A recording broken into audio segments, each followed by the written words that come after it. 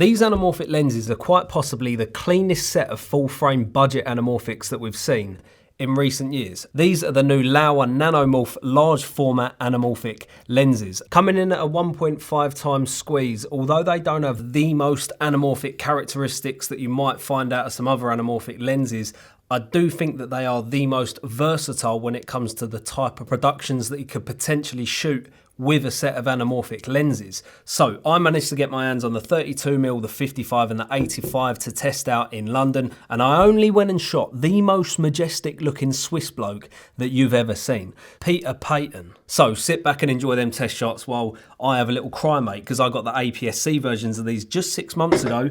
Then these bad boys come out, mate, gutted. So let's talk about my experience and what I think about these lenses, but first up, let's go over the specs. So we've got a 32mm, there's also a 42mm, which I said, don't bother sending me out to test. A 32 and a 55, why do I need a 42? Anyway, rogue focal length, but it's in the set. There's also the 55 and of course the 85mm. These nanomorphs are actually a large format lens, so they're gonna cover a larger range than just a full frame sensor. So anything up to your Alexa LF sensor, which is a much bigger sensor than just a full frame sensor. And it's gonna be really handy for those of you that do shoot open gate, which Sony, can you pull your finger out and get open gate in the Sony cameras, please? I'm pretty desperate for that at this point. The lens is a T2.9 across the board, which isn't the fastest of lens in the world, but the fact that it's full frame with their much larger sensors, much more sensitive sensors, means that we've got a much better low light quality out of them sensors. So even when I was shooting in London in these really low light scenes, shooting at that second base ISO of 12,800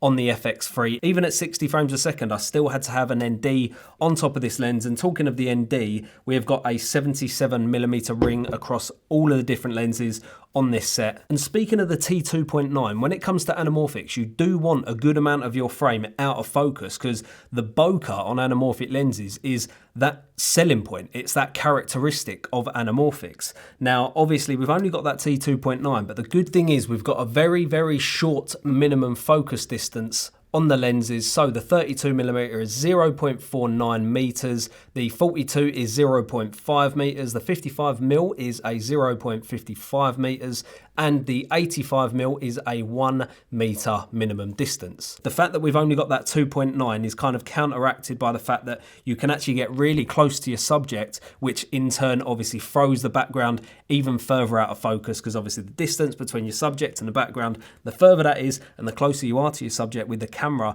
you are going to get more bokeh in the background. The lenses have got 13 aperture blades, so it does give quite a nice smooth oval bokeh, and the dampening on the focus ring and the aperture ring is really quite nice to operate. However, I can't say the same for the focus throw, which I'll be talking a little bit about later. Now, speaking of characteristics, that is obviously the reason why we want to shoot an anamorphic lens. These lenses, in my opinion, are the least anamorphic characteristic that you are going to find. They are incredibly clean. They don't have that really intense pin cushion distortion at the edges of the frame, and they also don't have that like really tough barrel distortion that you get. And the vignetting is really, really minimal. You can hardly see it. So the one thing that we do see, that characteristic that we do see, combined with anamorphic lens flares, of course, is that beautiful bokeh. Now, I'm a huge fan of anamorphic oval bokeh. It just makes everything look a lot more elegant. It's really beautiful and obviously very cinematic. And obviously it's a very cinematic and typical look of anamorphic lenses. So I feel like these lenses have been completely cleaned up when it comes to the anamorphic characteristics, but they've kept that obvious beautiful lens flare combined with that oval bokeh. So I do feel like these lenses don't just pigeonhole you into this anamorphic world, which might be feature-length films, short films, and the odd kind of, you know, travel bits and bobs that you want to shoot on an anamorphic lens. I do feel like you can run these lenses in a much more commercial sense, because that look is clean while still maintaining some of them really beautiful elements that you get out of an anamorphic lens. So as I say, if you're looking for something really characteristic when it comes to an anamorphic lens, these probably aren't going to be the lenses for you. And speaking of lens flares, this set of lenses is the silver flare, because on my set of lenses, I've actually got that amber flare. A lot of the times I am shooting a warm direct light source, so that does make sense for me. So I thought it'd be a good idea for me to try out the silver flare just to check out a bit more of a neutral looking flare. Yeah, they are really nice. They're really low saturation on the flares, I've noticed. So whatever colour your light source is, this is essentially going to mimic that colour of the light source, but it's a much more low saturation when it comes to the colour of that flare. And thankfully, the flares are really well controlled. Me personally, I'm actually not a massive anamorphic lens flare guy. Like, I feel like it just takes too much away from the actual shot itself. It's like, cool, we've got this beautiful shot, beautifully framed, and then boom, this lens flare comes in. It's all about the flare, mate. No one cares.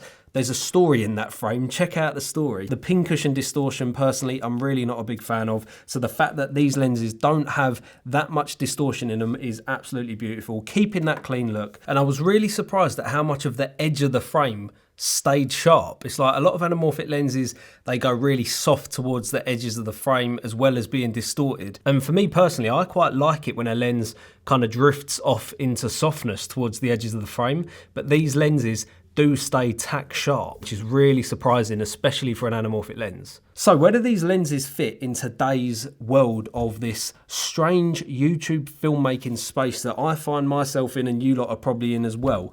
So I can see these lenses being a really nice addition to a DP's kit or a solo operator's kit or a camera operator's kit, because a lot of camera operators, they will have their own sets of lenses and whatnot depending on their kit. A lot of DPs will own their own sets of lenses and then obviously hire them out on the shoots that they're on.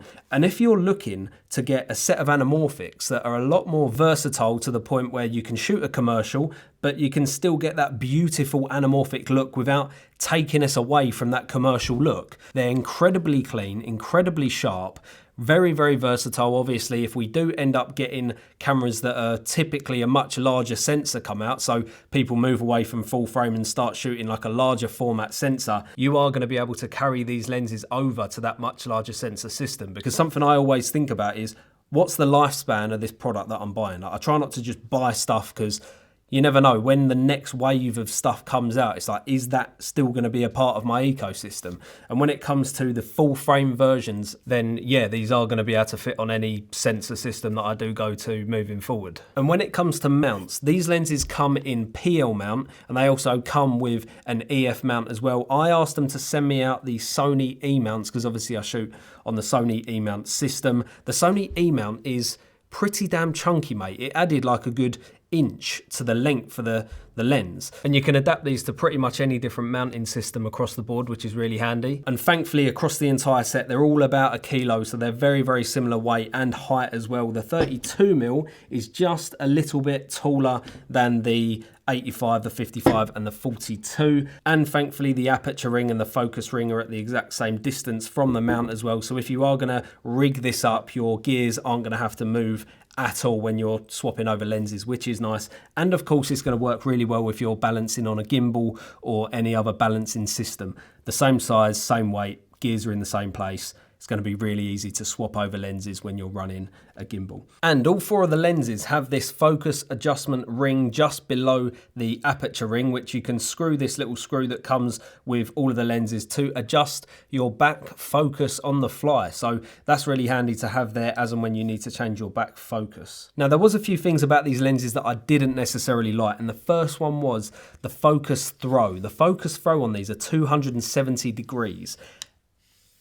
It's long, mate. Pulling all the way from infinity down to that minimum distance of 0.5 meters. That is a hell of a long throw, and I'm literally going to be wrapping my arm around like I'm doing some sort of dance, mate, with a lens. However, if you're a first AC or focus puller on much larger sets with gears and follow focuses, you're probably going to enjoy this because you can get a lot more detailed with your focusing, but this might be a bit of a deal breaker if you are a solo shooter, solo operating, and obviously solo focusing, because that throw is really, really long. And secondly, mate, these are called nanomorphs. They're not very nano, are they, mate? This is nano. This is diddy, mate. This is tiny. It's partly why I absolutely love these lenses and wanted to get them so much. They're absolutely minuscule with a beautiful look, but now these are bloody chunky, mate. Now, don't get me wrong, they've done a great job to get a large format anamorphic look out of a lens like this, especially with a Sony mount. The Sony mount is huge, but I definitely don't think that these deserve the Nanomorph name.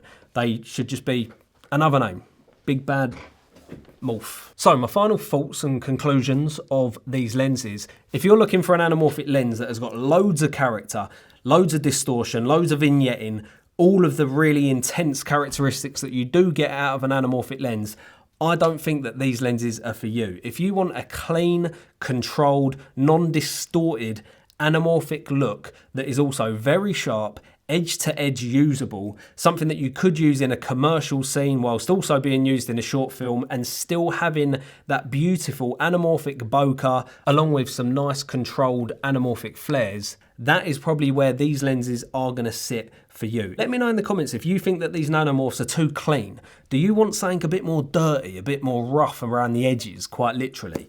Personally, I think these are really nice. They're really clean. I think that you can use them in so many different scenarios. And I just want to thank Laowa for sending them out so that I could test them out. And yeah, I'm going to consider selling these, picking these up. Yeah, I'll let you guys know what I end up doing. Anyway, you lot, thanks so much for watching. And as always, mate, I'll be catching you lot in